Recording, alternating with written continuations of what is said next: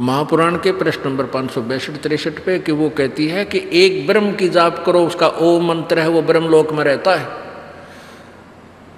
और कोई पूजा की योग नहीं है और सब बातें त्याग दो।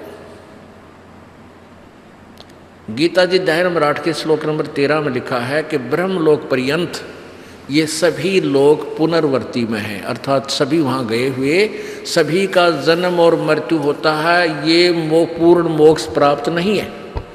ब्रह्मलोक में गए हुए प्राणी भी जन्म मृत्यु में आते हैं और ब्रह्म कह रहा है कि उस पूर्ण परमात्मा की साधना करो, उसी से तुम्हारा कल्याण होगा, जन्म मृत्यु उसी से मोक्ष होगा, उसी से परम शांति होगी। गीता जी अध्याय नंबर 18 के 62 में और 15 के 1 से लेकर 4 और भी बहुत जगह ऐसे प्रमाण हैं।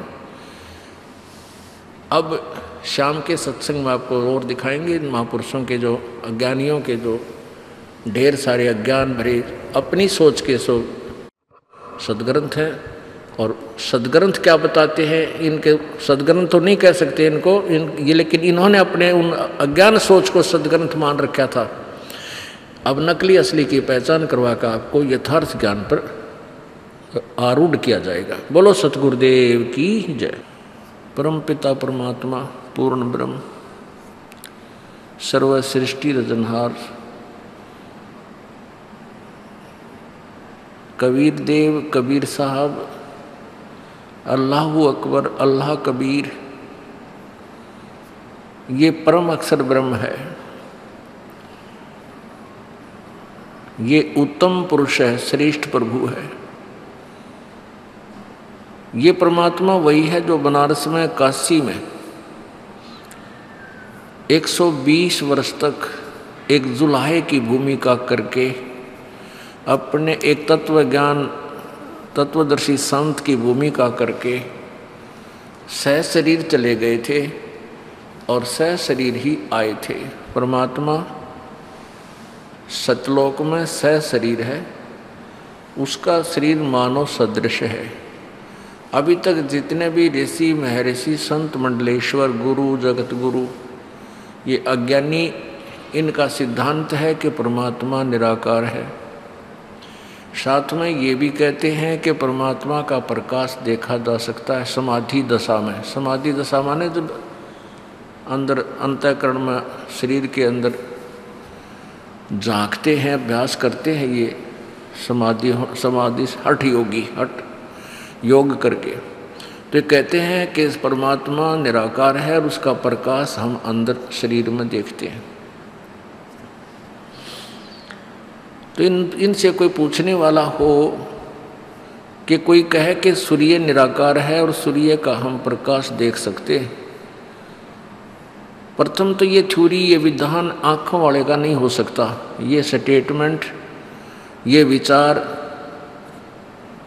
एक आँखों वाले व्यक्ति के नहीं हो सकते, अंधे के हो सकते और उस अंधे के हो सकते हैं जो अंधों तक ही सीमित है।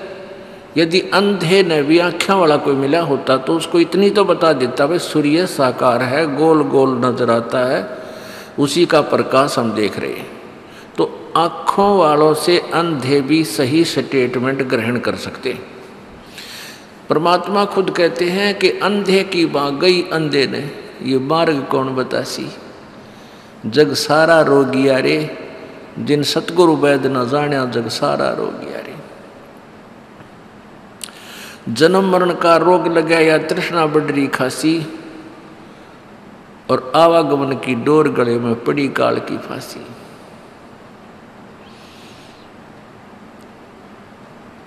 सच्चा सतगुरु कोई ना पूजे, झूठा जगपतियासी, और अंधे की बाह पकड़ी अंधे ने, बताओ मार्ग कौन बतासी। पुण्यात्माओं, परमात्मा कितनी प्यारी व्याख्या आज से 600 वर्ष पहले कहा करते थे कि ये जितने भी ऋषि हैं महर्षि हैं और ब्रह्मा विष्णु महेश तक ये सब ज्ञान नेत्रहीन हैं, ये तत्व ज्ञान से परिचित नहीं है। ये बातें उस समय कुनीन से भी कड़वी लगा करती थी, क्योंकि हम अशिक्षित थे। हमारे पूर्वज सिद्धि आत्मा के भोले भाले थे, भगवान को से डरने वाले थे, छल कपट उनके अंदर था कोई ना। और इन जो संस्कृत बोलते थे उनको महाविद्वान मानते थे, और वो ये भी समझते थे कि इन्होंने सदग्रंथों को ठीक जाना है, ठीक समझा है, ये बड़े अभ्यास करते हैं, अभ्यासी हैं। कोई वृक्ष के नीचे बैठा है, कोई किधर जंगलों में साधना कर रहा है। तो ये सोच लिया कि इन्होंने जो अपनी जो क्रिया की है उससे परमात्मा पा लिया। और फिर ये कहते हैं कि परमात्मा निराकार है, तो हमने उसको ऐसा ही मान लिया, जान लिया। तो ये सभी ज्ञान नेत्रहीन थे। और परमात्मा यही कहा करता कि अंधे की बाँ पकड़ी अंधे ने। ये मार्ग कौन बताओगा, तुमने रास्ता कैसे बता सकता अंधा। वो दूसरी बात है कि जो सबसे आगे चल रहा है वो अंधा चतुर है, अपने आप को आँखों वाला सिद्ध कर रहा है उन अन्य अंधों में, जो उसकी लाइन में हाथ में पकड़े हुए आ रहे हैं और ले जा रहा है और ठोक देता कि कुएं में सारे गद गद पड़े वहाँ पर। तो ऐसे 84 लाख योनियों के कुओं में इन ज्ञानहीन नेत्रहीन अंधों ने, नकली महर्षियों ने हमें असंख्य युग से ठोक रखा है। हम इससे बाहर नहीं निकल पा रहे। अब परमात्मा स्वयं आए थे 600 वर्ष पहले, यही बताया करते कि ये किसी को ज्ञान नहीं, जिनको तुम गुरु को कह रहे हो, ब्राह्मण कह रहे हो, या इनको तुम पीर कहते हो, ये कोई भी परमात्मा से परिचित नहीं है, यथार्थ ज्ञान नहीं है इनके पास। ये अपने अपने सदग्रंथों से भी अपरिचित हैं। तो उस समय ये बात बहुत कड़वी थी कि ब्रह्मा विष्णु महेश को भी ज्ञान नहीं, और इन ब्राह्मणों को भी ज्ञान नहीं, ऋषि महर्षियों को भी वेद का ज्ञान नहीं। तो कबीर परमात्मा को झूठा मान लेना कोई बड़ी बात नहीं उस समय। और साथ में ये नकली महर्षि ब्राह्मण कहा करते थे, अपने स्वार्थवश कहते थे कि जुलाहा कबीर ये धानक ये तो अशिक्षित है, यो के जाना भगवान को के बारे में। और वो ब्राह्मण स्वार्थी थे, नकली थे सारे, अपने रोजी रोटी के लिए ही इनका उद्देश्य था शिक्षा ग्रहण करने का।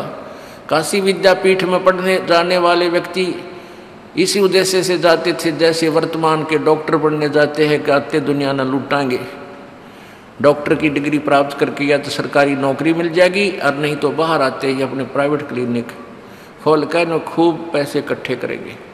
यही उद्देश्य है। ऐसे ही उद्देश्य था उस समय के ब्राह्मणों का काशी विद्यापीठ में पढ़ने का। और यहाँ जब जिस क्षेत्र में काशी विद्यापीठ से पढ़कर कोई ब्राह्मण आता था तो लोग उसी के चारों तरफ मंडरा जाते थे, उसके विचार सुनते थे, उसी से पाठ करवाया करते थे और उसको खूब चढ़ावा दिया करते थे। इनको ब्राह्मण नहीं कह सकते, ब्राह्मण सोए जो ब्रह्म पहचाने। ब्राह्मण थे महर्षि रामानंद जी। उनकी क्रिया उन परमात्मा प्राप्ति से पहले भी बहुत ठीक थी, लेकिन तत्व ज्ञानहीन थे। और जिस समय परमात्मा उनको मिले, कबीर देव जी, कबीर साहब ने उनको साक्षात्कार करवाया और उनके मन की बात बताई, उसी समय जाति और मजहब और धर्म और लोक लाज को फेंक दिया और उस परमात्मा को सीने से लगा लिया। जुलाहा जाति शूद्र जाति में प्रगट परमात्मा कबीर जी को 550-600 वर्ष पहले, और जबकि छुआ था चरम सीमा पर थी। और उस समय एक जुलाहे के बालक को एक ब्राह्मण जो सुप्रसिद्ध वेल नोन ब्राह्मण, और वो सीने के लगाता है शूद्र को, उसको ब्राह्मण कह सकते। ब्राह्मण सोए जे ब्रह्म पहचाने। और यदि इन अन्य परंपरागत ब्राह्मणों के इतिहास को देखते हैं तो सुदामा एक नंबर का ब्राह्मण था। सुदामा जी इतना गरीब थे, इतने निर्धन थे, कई बार उसके बालक भी भूखे रह जाते थे। और वो श्री कृष्ण जी के सहपाठी थे, यानी क्लास फेलो भी थे। उनकी पत्नी को ये खूब पता था कि ये श्री कृष्ण जी के क्लास फेलो हैं, श्री कृष्ण जी द्वारका के राजा हैं। और एक बार यदि सुदामा उनके पास राजावर कुछ धन मांग ले आवे तो वो इसको मालो माल कर देंगे। बहुत कहा, लेकिन सुदामा जी ने कहा कि ब्राह्मण का काम मांगने का नहीं होता। और यही परमात्मा कबीर जी कहते हैं, जो मांगे सो बढ़वा के ये दर दर फिर अज्ञानी, और योगी योग संपूर्ण जिसका जो मांगना पीवा पानी।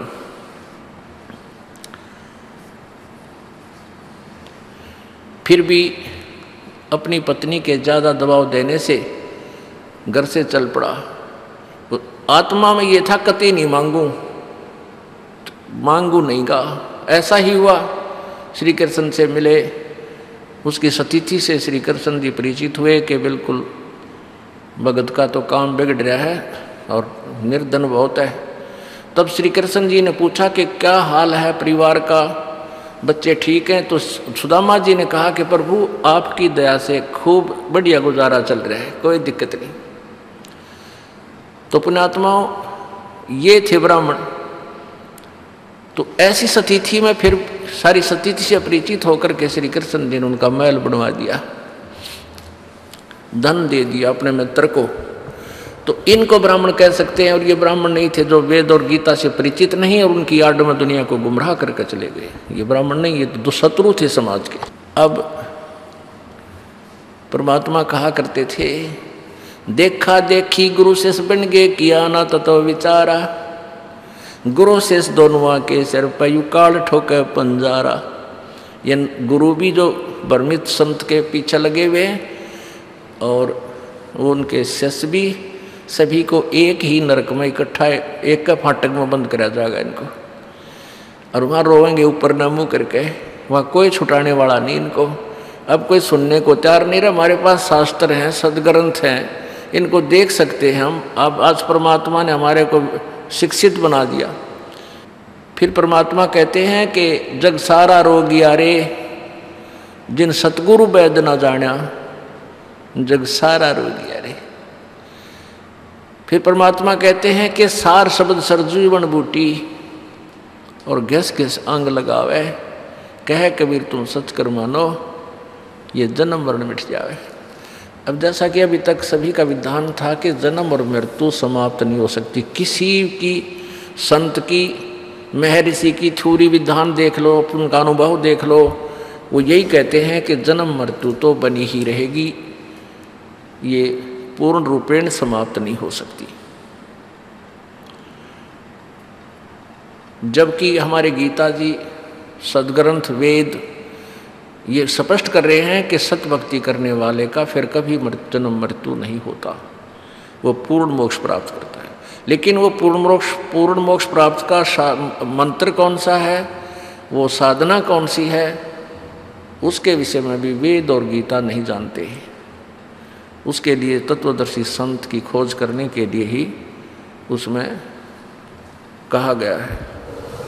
अब अभी तक यही कहा गया था कि परमात्मा निराकार है,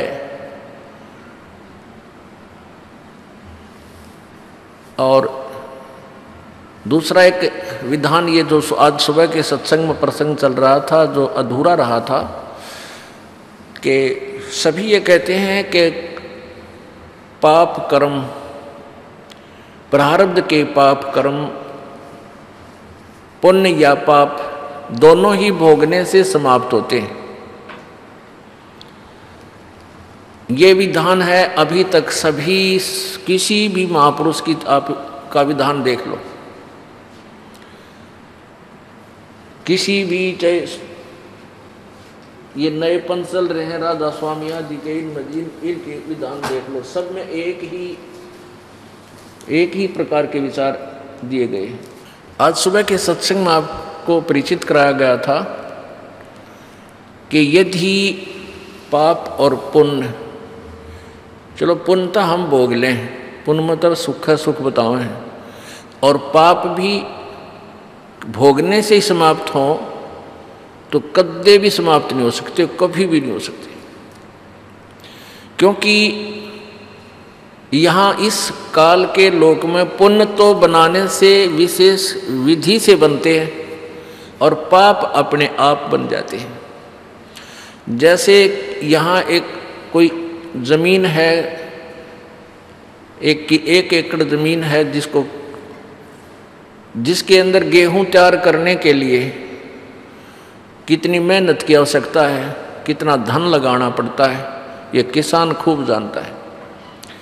1 एकड़ जमीन को संवारने में पहले हल या ट्रैक्टर से पैसा लगे, मेहनत मजदूरी लगे, फिर उसमें बीज, वो भी पैसे से बीज मोल लिया जाए गेहूं का, फिर उसमें डाला जाए, फिर उसके अंदर सिंचाई के लिए पानी ट्यूबवेल से, फिर खाद, फिर सिंचाई, फिर उसके अंदर फिर उसको निकालना काटना, यानी तब मुश्किल से गेहूं हमें मिले जो जीवन दाता है।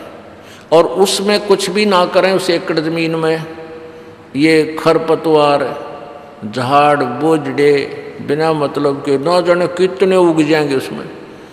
वो खरपतवार तो आप पर उग गया, कति प्रयत्न की आवश्यकता नहीं, और अपने जीवन को, अपने शरीर को सुरक्षित रखने के लिए, अन्न तैयार करने के लिए पैसा भी लगा, मजदूरी भी लगी और समय भी लगा, जब बना गेहूं प्राप्त हुआ।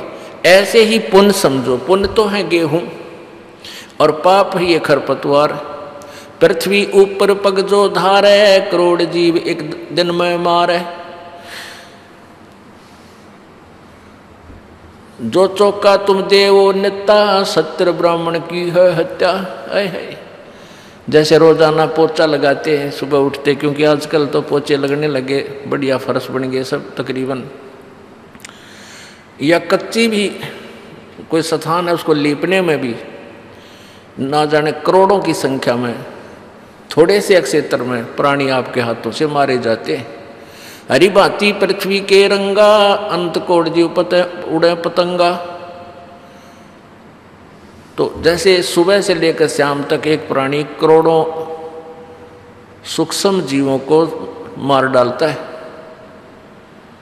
तो वो पाप तो हो गए पृथ्वी पांव रखते ही शुरू, चारपाई से उठते ही। और पुण्य के लिए ये व्यवस्था करनी पड़े, पूरा संत चाहिए, और जिसके द्वारा पाठ करा वो पाठ करने का अधिकारी होना चाहिए, और पैसे भी लगाने, फिर सत्संग भी सुनना, समय भी निकालना, तब पुण्य बनेंगे। तो पुण्य तो बनेंगे ऐसे विधि से, और पाप आप बने इस काल के लोक में। तो इसलिए पाप की एवरेज स्पीड सबसे ज़्यादा है, और पुण्य जो आप लोग करते थे बगैर पूर्ण संत के, वो पुण्य मिलते तो आपको अवश्य, लेकिन उनका तरीका दूसरा होता है। अब जैसे पुण्यात्माओं, एक तरफ तो हम कहते हैं कि जो शास्त्र विधि को त्याग कर कोई भी धार्मिक अनुष्ठान करते हैं, पूर्ण संत के द्वारा नहीं करते हैं, तो वो यूजलेस है, व्यर्थ। और दूसरी तरफ ये भी कहते हैं भी जिसने जैसा कर्म किया उसका फल भी मिलेगा, चाहे पुण्य किया चाहे पाप किया। अब हम पुण्य किसको मानते हैं? अपने लोक वेद के आधार से। जैसे पक्षियों को दाना डाल दिया और भाई कितना भंडारे करवा दिए, कोई धर्मशाला बनवा दी, कितना कुआं खुदवा दिया, ये पुण्य हम मानते थे। अब इनका भी फल मिलेगा आपको और पाप भी मिलेगा, क्योंकि पाप तो अपने आप एक जीवन में पूरी मालगाड़ी भी छोटी रह जाए इतने पाप आपके हो जाएंगे। और पुण्य जो आप कर रहे हो, जो लोक वेद के आधार से भी जो पुण्य आपने किया, आया तिथि को भोजन करा देना, ये भी पुण्य होता है। तो इस तरह के जो पुण्य आपने किए पूर्ण संत के बिना, तो फल तो उनका मिलेगा, लेकिन वो मिलेगा दूसरे तरीके से। कैसे मिलेगा? जैसे कोई अच्छा दान धर्म कर देता है, गरीबों को कंबल बांट देता है, कितना भंडारे करवा देता है, कोई अनाथालय खुलवा दिए, कितना गौशाला बनवा दी, कोई प्याऊ बनवा दी, ये पुण्य उसके अलग लिखे जाएंगे। वो मिलेंगे कैसे? जैसे आपने देखे होंगे ये कुत्ते, एलिसेशन कुत्ते, अच्छी बढ़िया गाड़ी कार के अंदर मनुष्य तो ड्राइवर है और कुत्ता मालिक है उसके अंदर। और उस कुत्ते के लिए उस ऐसी व्यवस्था बनवा रखी है, अलग से एक रूम होता है, उसमें एसी, आजकल तो एसी लगाने लगे या कूलर, और 1 महीने में 2-3 बार वेटरनरी सर्जन उसकी सारी जांच करके जाता है। ऐसा बढ़िया आहार दिया जाता है, बहुत शुद्ध, जो कि मेरे ख्याल में 50% तो मनुष्य को प्राप्त नहीं हो सकता, 50% मनुष्यों को भी प्राप्त नहीं है। अब वो प्राणी, उस कुत्ते वाले जीव ने, जब वो मनुष्य शरीर में था, उसने खूब पुण्य किए और वो पुण्य उसको दे दिए कुत्ते की योनि में। मनुष्य को भी जो सुविधा नहीं उस कुत्ते को प्राप्त है। अब मान लीजिए अब तो उसने बढ़िया सुविधा मिल गई कुत्ते के जीवन में, और कुत्ते वाले जीवन में उसने अपने सारे पुण्य चाट लिए, अगले जन्म में सुअर बना दिया। अब क्या सुविधा मिलेगी? अंडरस्टूड आपको, के खाएगा और कहाँ लेटेगा। यदि वो नालायक प्राणी जब मनुष्य शरीर में था, कोई संत ढूंढ लेता, किसी परम संत की शरण में जाकर और शास्त्र अनुकूल साधना करता, या तो पार हो जाता, और पार नहीं होता तो मनुष्य शरीर मिलता, और वो सुविधा मिलती जो उसने वो पुण्य किए थे। मनुष्य शरीर में मिलती, वो कार होती, वो सुविधा होती, एसी होता, सारा कुछ मिलता, और मनुष्य शरीर में हो सके कोई तत्वदर्शी संत भी मिल जाता, और अगले जन्म में बेड़ा पार हो जाता। तो इसलिए पुण्य और पाप की गाड़ी वो न्यारी बन जाती है। जो पुण्य तो उसने किए सो किए, लेकिन पाप भी बराबर जमा हो जाते हैं। उनके आधार से कितना लंबा चौड़ा प्रोग्राम बना रखा है, नरक न्यारा बना दिया कि मान लीजिए, क्योंकि काफ़ी समय लग जाएगा भोगन में ना, तो नरक में ठोक देता है कि वहाँ कुछ हल्के कर ले, और फिर गधे, कुत्ते, सूअर, चींटी, हाथी, पता नहीं कितने सब योनियों को ये प्राणी प्राप्त होता है जो सच साधना नहीं करता। तो ये सारा काम बिगाड़ा किसने? ये हम अध्यात्म ज्ञान से अपरिचित कर दिए इन नकली संतों, गुरुओं और नकली महर्षियों ने। इनको ना तो परमात्मा मिला और न ही वेदों और गीता जी आदि सदग्रंथों को ये समझ सके, क्योंकि तत्वदर्शी संत नहीं मिला। परमात्मा कबीर जी कहा करते, भाई गुरु बिन काहू सतगुरु बिन काहू न पाया ज्ञाना, जो थो था बुस छड़े किसाना, गुरु बिन वेद पढ़े जो प्राणी, समझे न सार रहे अज्ञानी। प्रसंग चल रहा है कि ये क्या कहते थे ये नकली ऋषि महर्षि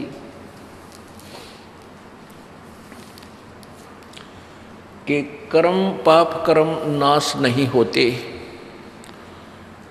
और यदि पाप नाश नहीं होते और जैसा कर्म किया है ऐसा ही भोगना ही पड़ेगा, तो भक्ति की आवश्यकता ही समाप्त है। फिर क्या आवश्यकता परमात्मा की भक्ति की? अभी आपको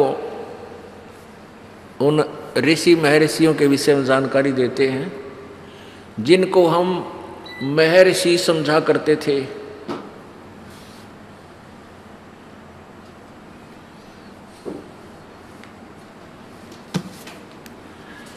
ये देवी भागवत महापुराण, इस पुराण के अंदर आपको बहुत निर्णय मिलेगा।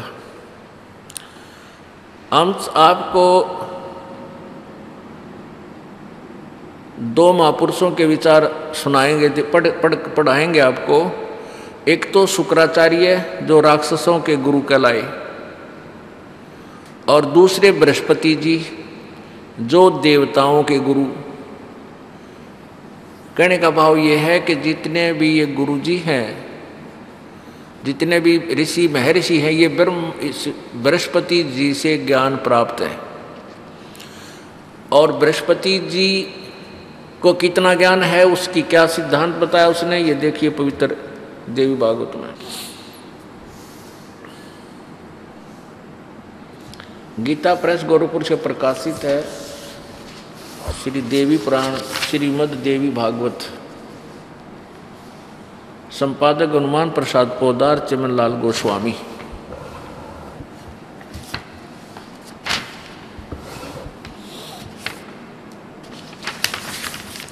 और ये कहाँ से प्रकाशित और मुद्रित है? गीता प्रेस, गोरखपुर, गोविंद भवन कार्यालय, कोलकाता का संस्थान। ये इनके फैक्स और फ़ोन नंबर है। अब देखिएगा 243 पृष्ठ पे।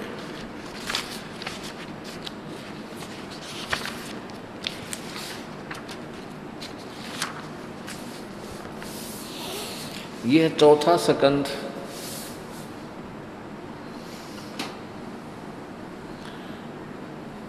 और 243 पृष्ठ पे, 243 पृष्ठ पे।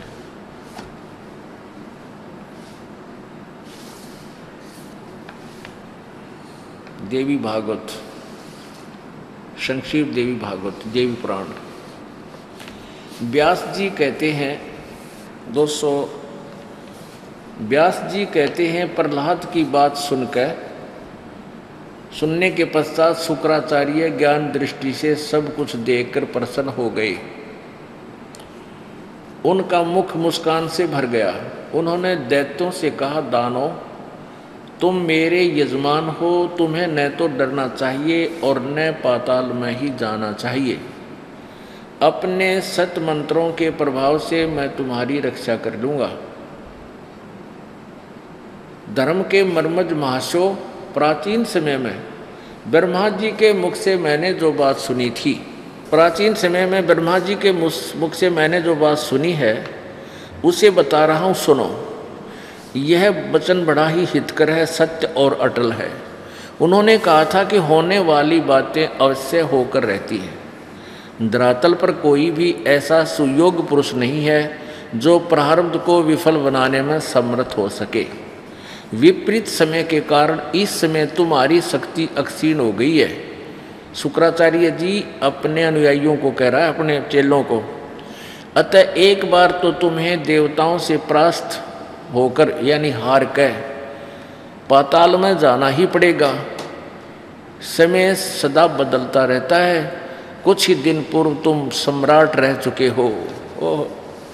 अब प्रहलाद भगत, ये वही प्रहलाद है जो जिसकी भगवान ने आकर रक्षा की थी। अब व्यास जी कहते हैं कि प्रहलाद की बात सुनकर प्रहलाद ने अपनी प्रार्थना की कि हमें ऐसे परास्त होकर के क्या देवताओं से परास्त होना पड़ेगा।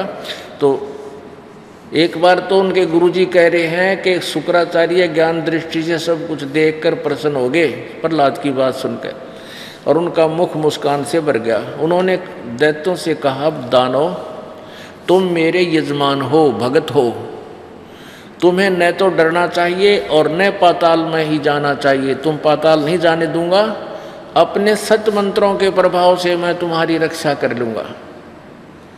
अब देखो ये नकलियाँ की आड़े पोल तुरंत खुला है। एक तब तक कह रहा है कि मैं अपने सत मंत्रों के प्रभाव से तुम्हें पाताल नहीं जाने दूंगा और नहीं जाओगे, चिंता मत करो। और तुरंत ही वो नकली क्या कहता है कि एक बात मैंने ब्रह्मा जी से सुनी है, वह कति सच्ची अटल है कि जो प्रारब्ध में लिखा है वो तो भोगना ही पड़ेगा, और तुमने एक बार तो पाताल जाना ही पड़ेगा। अरे नकली, ऊपर तक कह रहा है कि मैं नहीं जान दूंगा, अपने सत मंत्रों से तुम्हारी रक्षा कर लूँगा, और फिर ने कहा ब्रह्मा जी ने बताई है, वह बात सही है, प्रारब्ध में लिखा हुआ था, कोई कट्टे को ना, वो तो भोगना ही पड़ेगा। तुम्हारे प्रारब्ध में पाताल में जाना है, देवताओं तो हारना है, तो वो तो तुम पाताल जाओगे। बताओ भाई, अपने आत्मा इन पुराणों को हम पहले ही पढ़ा करते। पहले हमारा मोतियाबिंद था। मोतियाबिंद बिन हम तत्व ज्ञान हीन थे और अंधे हमारे गुरुजी थे, और हम तो ज्ञानहीन थे, वो हमारे तो भी ज़्यादा ज्ञानहीन थे, लेकिन वो चतुर थे। वो कहते थे हम वेदों और गीता और पुराणों अनुसार आपको ज्ञान बता रहे हैं।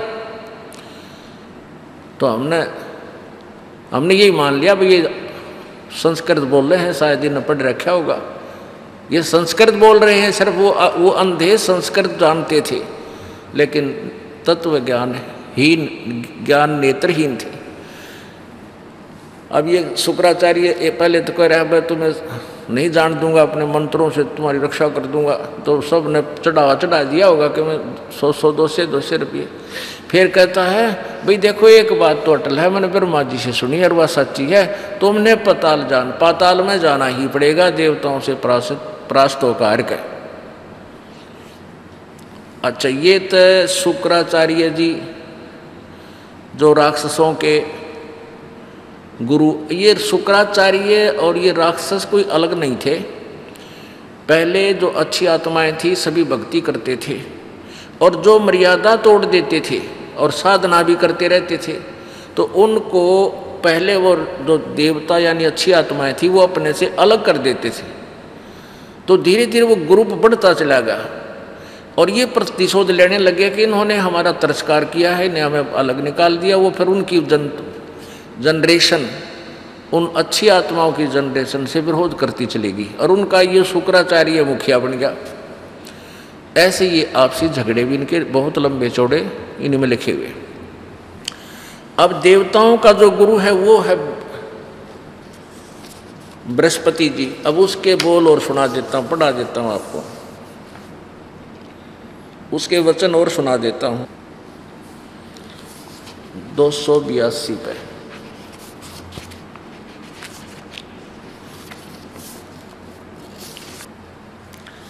ये देखिएगा, 5वां स्कंद संक्षिप देवी भागवत, पृष्ठ नंबर 282 और 83। व्यास जी कहते हैं, देवराज इंद्र की बात सुनकर बृहस्पति जी उनसे कहने लगे। अब हम इतना है, क्योंकि ये तो एक बहुत बड़ा विस्तार है, हम अपने काम की जड़ी ले लेंगे इसमें। तो ये 283 पृष्ठ है। बृहस्पति जी क्या कहने लगे, प्रारब्ध कर्म का अभाव बिना भोगे नहीं हो सकता। यह स्पष्ट है आर्य, संपूर्ण देवता तुम्हारे सहायक है, तुम स्वयं भी बुद्धिमान हो, फिर भी जो होनी है वह होकर ही रहेगी, तुम इसे टाल नहीं सकते। ऐसी स्थिति में सुख और दुख की चिंता में नहीं पड़ना चाहिए। महाभाग, सुख और दुख ये दोनों कर्म से पुण्य और पाप के क्षय के सूचक हैं। क्या कह रहे हैं बृहस्पति जी कि प्रारब्ध में जो लिखा है वो तो बिना भोगे समाप्त नहीं हो सकता। और फिर क्या बताता है कि ऐसी स्थिति में तुम स्वयं बुद्धिमान हो, फिर भी जो होनी है वह होकर ही रहेगी, तुम उसे टाल नहीं सकते। ऐसी स्थिति में सुख और दुख की चिंता में नहीं पड़ना चाहिए। महाभाग, सुख और दुख ये दोनों कर्म से पुण्य और पाप के अक्षय के सूचक हैं। यानी आपको दुख है तो आपके पाप घटन लग रहे हैं, और सुख है तो पाप आपके पुण्य अक्षय हो रहे हैं, नाश हो रहे हैं। ये तरीका है इनके पाप और पुण्य के नाश करने का, यानी दुख सुख भोग का ही दोनों नाश होते हैं। अतएव विद्वान पुरुषों को चाहिए कि सुख के अभाव में भी सर्वथा आनंद ही अनुभव करे। अतएव महाराज इस अवसर पर सुयोग्य मंत्रियों से परामर्श लेकर विधि पूर्वक यत्न करने में कटिबद्ध हो जाओ। यत्न करने पर भी जो होनहार होगा वह तो सामने आएगा ही। अब सुन लिए इस बृहस्पति जी के बोल। ये भगवान, एक तो रोना आवे इनके विचार सुनकर, ये मैं ऋषि को आवे थे गुरु पद प्राप्त था, और एक तरफ हंसी आवे, बालका तो भी बोधे विचार, इनके बच्चों से भी बोधे विचार है। बालक भी कुछ सोच समझ कर कह सकता है, तो ये बात कह रही है। क्या कह रहा है कि दुख में भी सुख का अनुभव करना चाहिए। अरे भले आदमी, पेट में दर्द हो, कल की मार आदमी बता, पेट में पीड़ा है, वहाँ पीड़ा हो रही है, क्यों कर सुख महसूस करे वो तो कोई ऐसी औषधि मिले जो पेट की पीड़ा को शांत करे, फिर सुख महसूस हो। एक बार पिंडारा गांव में ये मेले बरा करें इसके अमावस्या के, और वहाँ एक गीसा पंथियों के 2 आश्रम हैं। ये दास पहले, इस दास को नाम देने का आदेश नहीं था, और परमात्मा की लीला थी कि इन नकली संतों के विचार सुनो भाई, ये क्या जानते हैं, कितना बताते हैं, ऐसे ही उद्देश्य से जाया करते थे। तो क्या करते थे, एक स्टेज लगा देते थे, 3-4 दिन पाठ चलता था वहाँ। एक दिन तो चलता था गीसा दास जी का, और 3 दिन चलता था गरीबदास जी की वाणी का। ऐसे 4 दिन पाठ चल रहा था उस दिन। तो वो आमंत्रित कर देते थे दूर दूर के संतों को, लाल कपड़े वालों को। वो आ जाते थे, उनको एक मंच, एक बड़ा सा मंच बना देते थे, जैसे तख्त लगा कर उन पर लाइन में बैठा देते थे। तो 5-10 आ जाते, वो अपने अपने विचार व्यक्त किया करते थे, सत्संग करते थे। तो उनमें से एक को उसका जो असिस्टेंट था, उसका जो सेक्रेटरी था, वो उसकी महिमा बतावा था कि ये बड़े विद्वान पुरुष हैं, इन्होंने बड़े गहन अध्ययन किए हैं शास्त्रों के, और इनके ऐसे ऐसे इतने आश्रम हैं, हरिद्वार में भी है, ऐसे ऐसे के। तो सभी भक्तजन उसके विचारों की तरफ ज़्यादा आकर्षित हुए। ये दास भी उसमें उपस्थित था।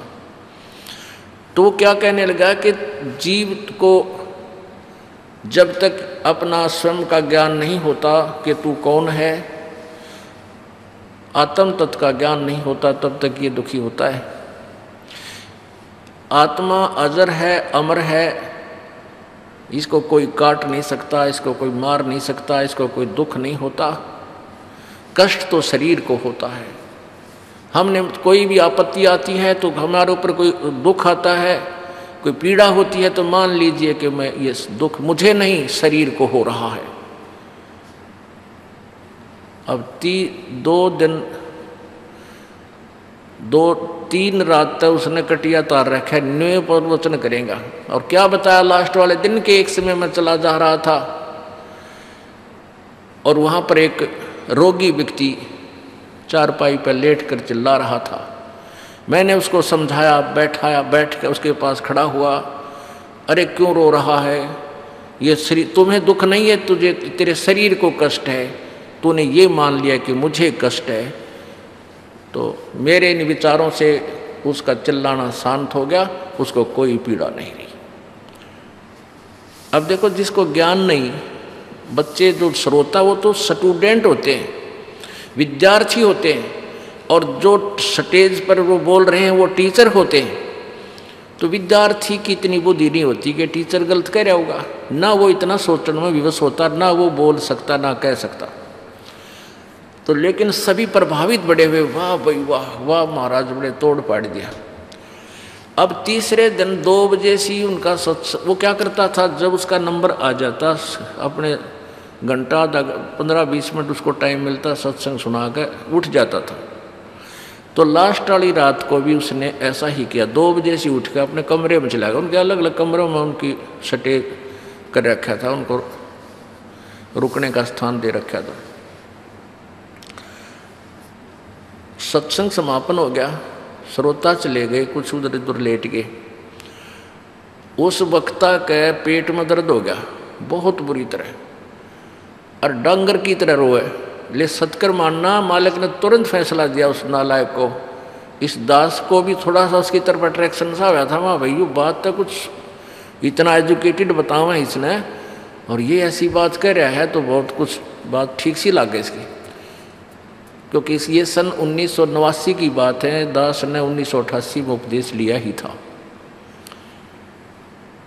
तो क्या उसको मारा किल की पड़ा कमरे में, उसका असिस्टेंट वो सेक्रेटरी था, वो गया वहाँ का जो सत्संग करा रहा था उस महंत के पास।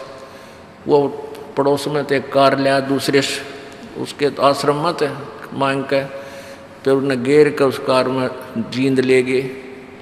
वो सवेरा 5-5:30 बजे आया। वो पेट में बिरन के उठा, वो बीमारी होगी इसका, वहाँ रखा, ग्लूकोज वगैरह चढ़ाई, कई इंजेक्शन लाए। 2 घंटे में जाकर उसका वो रोग शांत हुआ। वो फिर गाड़ी में तू उतर के अपने कमरे का इन्नू चाले जो कर जच्चा चल लग रहा है, सहज सहज कदम रखे। अब वो जो उसके सामने श्रोताओं के सामने वो ज़्यादा डिप्रेस हो गए थे संत दूसरे वो महात्मा, उनका दाव लगाई भी।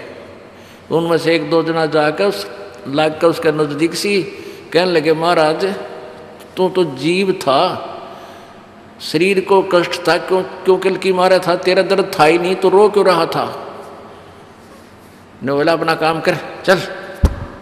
वो जवाब होते बोला डांगरे, तो ये है बीजक की बात, कहीं ये बीजक ना ही हाथ, ये पृथ्वी डोबण उतर रे कह मीठी बात। इस तरह दुनिया को भ्रमित करने के लिए तो ऐसे ही वचन इस बृहस्पति जी के हैं। फिर पढ़ लो, शायद ना ध्यान में आई होगी एक बार। 5वां स्कंद देवी भागवत गीता प्रेस गोरखपुर से प्रकाशित, प्रश्न नंबर 283 और 282 पे।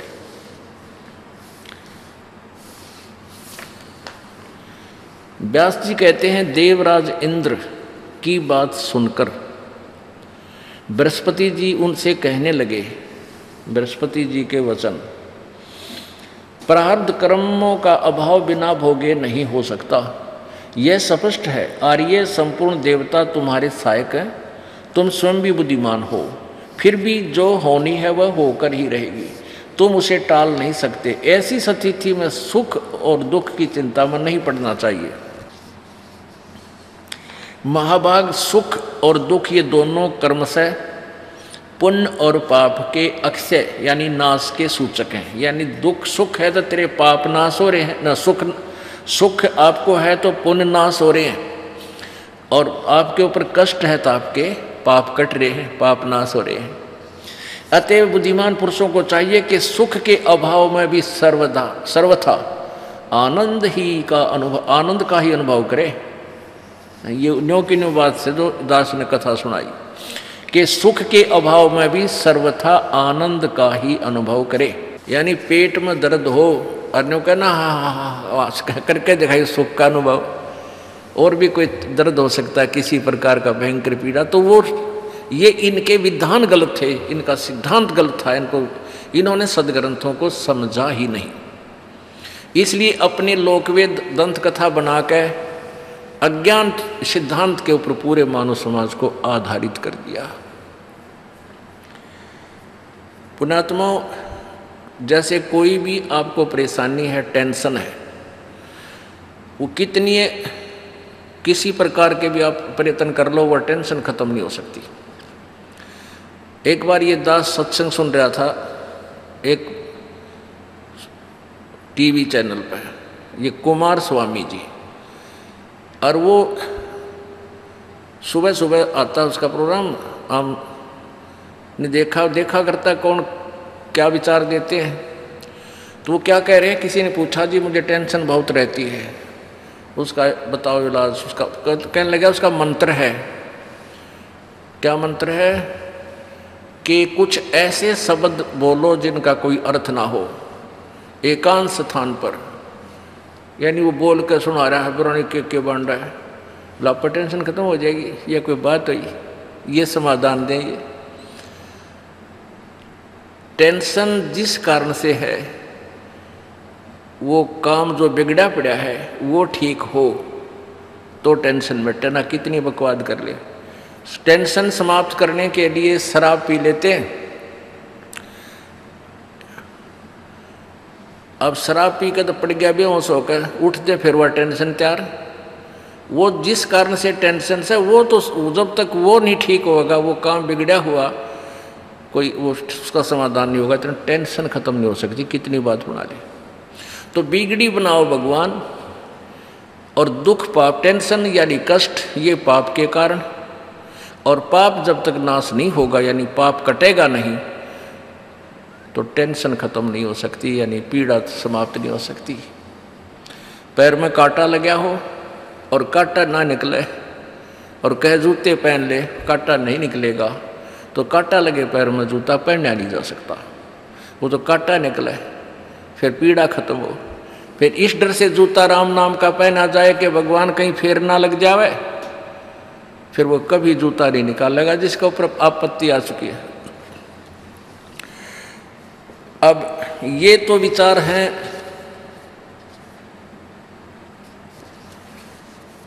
सतयुग के उनके महर्षियों के। अब व्यास जी जो writer of the Vedas, Gita ji and Purana, इसके विचार और सुना देता हूँ आपको। ये देखियो, छठा अध्याय न छठा स्कंद, वह गीता देवी भागवत 412 पे व्यास जी बोले, राजेंद्र मैं इसका परम अद्भुत कारण बतलाता हूँ, सुनो। तत्वज्ञानी पुरुषों ने संचित, वर्तमान और प्रारब्ध के भेद से कर्म की 3 गतियां बतलाई हैं। अनेक जन्मों से संचय किए हुए पुराने कर्मों को संचित कर्म कहते हैं। शरीर धारण कर लेने पर काल की प्रेरणा से कर्म के कर्म चालू हो जाते हैं। प्रारब्ध कर्म उसे समझना चाहिए जिसका फल भोग लेने पर ही कुछ शेष नहीं रह जाता। प्राणियों को प्रारब्ध कर्म अवश्य भोगना पड़ता है, इसमें कोई संशय नहीं। ठीक 413 पर राजन, देवता, मनुष्य सभी को कर्म फल भोगना पड़ता है। कर्म की गति बड़ी गहन है।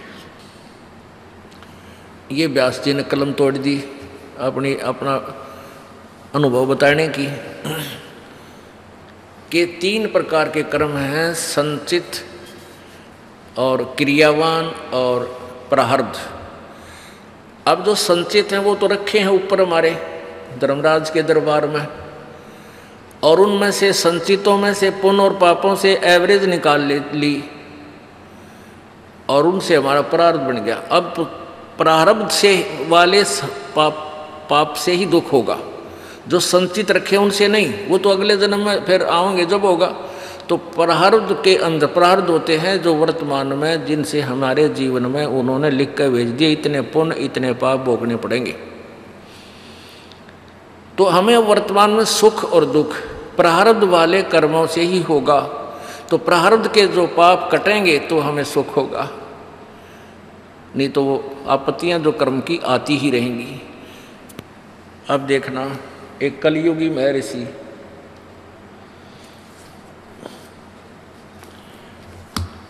अब जैसे हम पुराणों को नहीं पढ़ पाए, हम क्योंकि मोटे मोटे ग्रंथ गणे हो गए, ये 18 पुराण होगी, वेदों के भी 4 और अनुवादकर्ताओं ने अनुवाद करके इसे मोटे मोटे बना रखे। देखो ये देखो, इसे मोटे मोटे इनके ये यजुर्वेद 1 है, ऐसे ऐसे बल्कि ऋग्वेद के ऐसे 4 बना रखे। तो इनको भी हम नहीं पढ़ पाए। वैसे तो अशिक्षित होने के कारण भी थोड़ी बहुत विद्या ग्रहण हुई, तो फिर कौन शर्मा दर्द करो, इतने मोटे ग्रंथ का कहाँ तक निष्कर्ष निकाले एक व्यक्ति। तो फिर वर्तमान में हमने क्या सोच लिया कि जो भी कोई संत ऋषि महापुरुष हुआ है, उन्होंने वो वेदों के ज्ञाता थे, वेदों को पढ़ा है, पुराणों को पढ़ा है, अपने उस पुराणों के पढ़ने से उनसे ग्रहण, वेदों के पढ़कर उनसे ग्रहण ज्ञान से अनुभव की जो पुस्तक लिख दी हमने, वही बहुत है और हमारी बुद्धि वहीं सेट हो चुकी थी। तो इसी प्रकार एक सत्यार प्रकाश नाम का एक पुस्तक है जो महर्षि दयानंद जी द्वारा लिखी गई है, और इस पुस्तक का इतना बोलबाला वर्तमान में है कि शायद वेद भी इसके आगे फेल हो चुके हैं। कारण ये था कि इसमें ये लिखा कि ये वेदों को पढ़कर महर्षि दयानंद जी ने उसका निष्कर्ष, उनका सार, वेदों वाला ही ज्ञान सिंपल लैंग्वेज में साधारण भाव से अपने अनुभव की पुस्तक सत्यार प्रकाश में लिखा है। तो प्रत्येक आदमी ये सोच बैठा था कि महर्षि दयानंद एक बड़े विद्वान पुरुष थे, संस्कृत के ज्ञाता थे, और इन्होंने जो भी अनुभव अपना दिया है सत्यार प्रकाश में वो वेदों वाला ही है। तो किसी को कोई डाउट नहीं, कोई शंका नहीं थी, और इसको सहर्ष स्वीकार करके सबने अपने घरों पर खरीद कर रखा हुआ है। इसको पढ़ने लगते थे तो पढ़ भी लेते थे, कुछ थोड़े बहुत अध्याय को फिर रख देते थे, भी बड़े विद्वान का लिखा हुआ है, हम इसके ऊपर टिप्पणी नहीं कर सकते। ऐसे हम इसको फिर भी अपने घरों पर रखा करते थे। जब इस दास का मोतियाबिंद हटाया, ये ऑपरेशन किया परमात्मा ने, कबीर जी ने, मेरे गुरुदेव ने, तब इस सत्यार प्रकाश को दास ने इस दृष्टिकोण से पुनः पढ़ा कि जो कबीर जी, कबीर परमेश्वर जी की वाणी में जो ज्ञान है, उस ज्ञान के समर्थन में यदि सत्यार प्रकाश में भी कोई ऐसा पॉइंट मिल जावे तो विशेषकर हरियाणा के व्यक्तियों को समझाना बहुत आसान हो जाएगा। वैसे तो और भी राज्यों में बहुत अच्छी तरह इनको इस सत्यार प्रकार से परिचित हैं, लेकिन हरियाणा में इसका विशेष बोलबाला है। तो इस दृष्टिकोण से इसको माइन्यूटली पढ़ा, बहुत गहराई से, कि शायद वेद, क्योंकि कबीर परमात्मा ने कहा था वेद मेरा भेद है और मैं मिलूँ वेदन से नाही, और जौन वेद से मैं मिलूँ ये वेद जानते नहीं। यानी 5वां वेद है वो कबीर जी की वाणी है, कबीर परमात्मा के अपने अनुभव का लिखा हुआ ज्ञान है। और उन्होंने ये लिखा कि चारों वेद मेरी ही महिमा गा रहे हैं। तो इस दास ने ये सोचा था कि अगर वेदों का 1 नंबर के ज्ञाता महर्षि दानंद है, और इन्होंने वेदों को समझकर उसका अनुभव अपना इसमें लिखा है सत्यार प्रकाश में, और ये संस्कृत हिंदी में है तो इसको आसानी से समझा जा सकता है, और परमात्मा की वाणी का समर्थन जनसाधारण के सामने करवा कर उसको हृदय में दचाया जा सकता है। कबीर जी ने भी यही बोला है, यही सत्यार प्रकाश में। अब परमात्मा की एक वाणी है कबीर जी की, जब ही सतनाम हृदय धरो और भयो पाप को नाश, मानो चिंगारी अग्नि की पड़े पुराने घास। परमात्मा तो यूँ कहते हैं कि जब ही सच्चे नाम को कि सतनाम आपको प्राप्त हुआ और आपके हृदय में सच्ची लगन लगी रहा, आपने उसका सिमरण शुरू किया, उसी दिन से आपके ये पाप कर्मों में समझ ले जैसे बहुत बड़े सूखे घास में बहुत हजारों टन पड़ा हो, एक माचिस की सीख जलाकर उसका ला दे, धीरे धीरे सारे न जलाकर राख कर देगी, और चलेगी तेज आंधी, उसको इधर उधर फेंक और सब टंटा काट देगी। तो ऐसे परमात्मा ने तो लिखा है कि पाप परमात्मा के सच्चे नाम से पाप कट जाते हैं, सच साधना से। तो इसका समर्थन सत्यार प्रकाश के में ढूंढा तो इसमें लिख रखा है कि पाप नाश नहीं होते। दास को इतना विश्वास अवश्य हो गया था अपने भगवान पे, कबीर जी के ऊपर, कि उन्होंने जो लिखा है वो सत्य है और वेदों में ऐसा ही होगा। क्योंकि परमात्मा कहते हैं वेद मेरा ही भेद है, जो मैं ज्ञान देता हूँ इससे यही ज्ञान वेदों में भी है, और मेरी महिमा वेदों में सारी मेरे बारे में लिखा गया है। लेकिन मुझे पाने की विधि, यानी पूर्ण परमात्मा, परम अक्षर परमात्मा, सच्चिदानंद घन ब्रह्म को प्राप्त करने की विधि वेदों और गीता में नहीं है। वेदों और गीता का ज्ञान ब्रह्म अक्षर पुरुष ने, इस ज्योति निरंजन काल ने दिया है। इसमें केवल ब्रह्म तक की साधना का मंत्र है ओम और 500 यज्ञ। पूर्ण परमात्मा के पाने के लिए इस ओम मंत्र का भी सहयोग है और 500 यज्ञ भी साथ हैं, लेकिन 2 मंत्र और हैं उसके अंदर। वो उसका संकेत गीता जी अध्याय नंबर 17 के श्लोक 23 में कहा है, ओम तत्सत इति निर्देश है ब्रह्मण त्रिवेद समर्थ है। ब्रह्मण माने सच्चिदानंद घन, यानी पूर्ण परमात्मा सच्चिदानंद घन ब्रह्म की प्राप्ति का, उसकी भक्ति का ओम तत्सत, ये 3 मंत्र का के जाप का, सिमरण का निर्देश है। तो पुण्यात्माओं, फिर दास ने सोचा भाई ये भी बात ठीक नहीं जची कि ये तो बिल्कुल विपरीत है कबीर जी की वाणी से। तो फिर सोचा कि वेदों में देखे, क्योंकि अनुवाद इन्होंने कर ही रखे हैं, कुछ एक और भी अनुवादकर्ताओं ने अनुवाद किए हैं, दयानंद जी ने भी किए। तो ऐसे ही दास पर रजा करी परमात्मा ने। यजुर्वेद खोल कर देखा, 8वें अध्याय का 13वां श्लोक सामने आ गया। ऐसे जैसे परमात्मा ने ये लीला करनी थी और उसमें देखा कि परमात्मा, उसमें क्या लिख रखा है इस व्यक्ति ने, दयानंद जी ने, गोलमोल करने के लिए, क्योंकि अपने सत्यार प्रकाश इसने लिख दिया बहुत पहले। सत्यार प्रकाश इसने लिख दिया सन 1875 में, और वेदों का अनुवाद शुरू किया इसने उसके बाद में। तो इसने जैसा भी दंत कथा लोगों से सुनी हुई थी, वेद व्याद इसने आवन ही थे वेद के से, इसको नहीं पता था वेदों का बिल्कुल भी। अगर पता होता तो इसी उल्ट व्याख्या नहीं करता। तो इसने सत्यार प्रकाश पहले लिखकर समाज में भेज दिया, और उसको कई वर्षों से लोग पढ़ रहे थे।